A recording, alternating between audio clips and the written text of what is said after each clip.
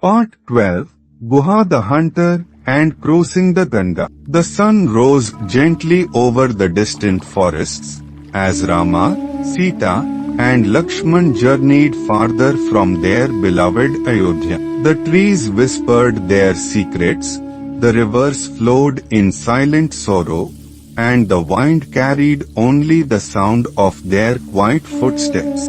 Soon, they reached the banks of the sacred Ganga, wide and majestic, flowing like a silver ribbon through the land. There, waiting for them with eyes filled with devotion, stood Guha, the noble chief of the Nishadas, a hunter by trade, but a king of his people.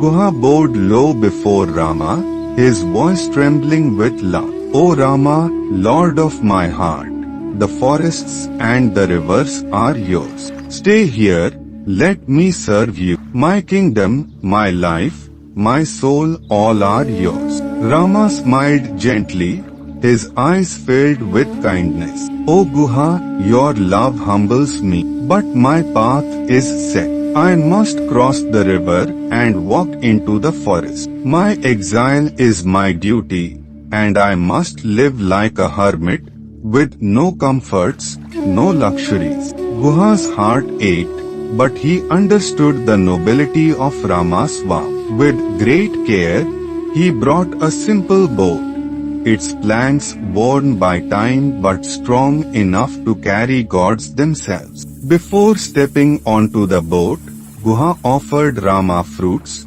water, and soft grass for rest. But Rama, true to his promise, took only what a hermit must, just enough to keep the body alive and the mind free.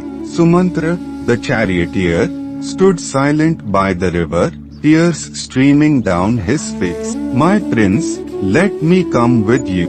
Let me serve you in the forest. Rama placed a gentle hand on Sumantra's shoulder. O friend, your duty lies in Ayodhya. Go back to my father. Care for him. Comfort him. Tell him his son's heart is strong and his path is righteous. Sumantra wept, but he obeyed, bowing low before Rama, Sita, and Lakshman, three souls shining brighter than the sun. Then came the moment of crossing. Sita stepped onto the boat first, her delicate feet touching the wooden floor like petals falling upon water. Lakshman followed, his eyes ever watchful, and finally, Rama stepped in, his gaze lingering on the skies above, offering his silent prayers. Guha himself took up the oar, his strong hands steady, his heart full of devotion. As he rowed, the river sang softly, cradling the boat in her gentle waves. Midway, Guha's voice trembled. O Rama, let me wash your feet, for it is said, the dust of your feet turns stones to gold. Rama smiled, O Guha, your love is my greatest treasure. Row us forward, for the forest calls. They reached the far bank as the sun dipped low. The sky blushed in shades of orange and gold, as if the heavens themselves blessed this sacred crossing. There, on the forest's edge, Rama bid farewell to Guha, his first true friend of the forest. O Guha, remain noble and kind. The world shall remember you, not as a hunter, but as the king of hearts.